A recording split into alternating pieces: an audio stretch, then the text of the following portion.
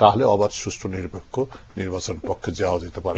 মালিক প্রশ্ন করতে যেটা বলেছেন, এটা পুরো দেশের মানুষেরই একটা হতাশার জায়গা।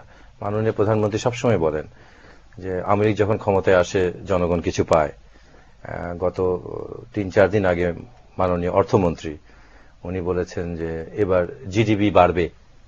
সাধারণ মানুষ তো জিডিপি বলে, বোঝে না। তারা বোঝে জিতে গ্যাস, ডিতে ডিজেল, পিতে পেট্রোল। তো ঠিকই ডিজেল, গ্যাস, পেট্রোল বাড়বে, দাম বেড়েছে। এখন মানুষ বোঝে না যে বিদ্যুৎ আর বিশেষ দূত সরকারের কোনটার দাম কখন বাড়ে কখন কমে এটাও মানুষ বোঝে না। এমন অবস্থায় নিয়ে চলে গেছে দেশটাকে। আর 5ই জানুয়ারি নির্বাচনের কথা বললেন, এই দিনটা তো একটা বিশেষ দিন, যেমন 21শে ফেব্রুয়ারি, 16ই ডিসেম্বর। জাতির জন্য 5 তারিখটা একটা কলঙ্কিত দিন হয়ে গেছে।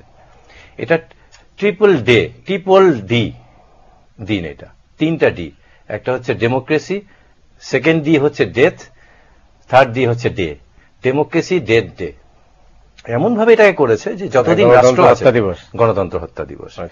এখন একটা জিনিস, যেমন আমাদের মাননীয় প্রধানমন্ত্রী অগ্রণী স্কুলের ছাত্রী ছিলেন আমাদের এলাকার। উনি সেখানে পূর্ণমিলনীতে গিয়ে বলেছিলেন যে আমি যেমন খুশি তেমন সাজতে প্রথম পুরস্কার পেয়েছিলাম ছাত্রী জীবনে। তো উনি শুধু যেমন খুশি তেমন সাজতে পুরস্কার পাননি, যেমন খুশি তেমন নির্বাচনে উনি পুরস্কার পেয়েছেন। যে নির্বাচনটা হয়েছে যেমন খুশি তেমন নির্বাচন।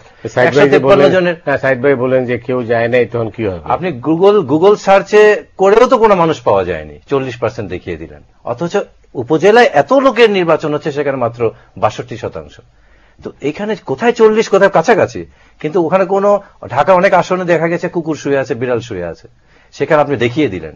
বালির ট্রাক দিয়ে আপনি নির্বাচন করে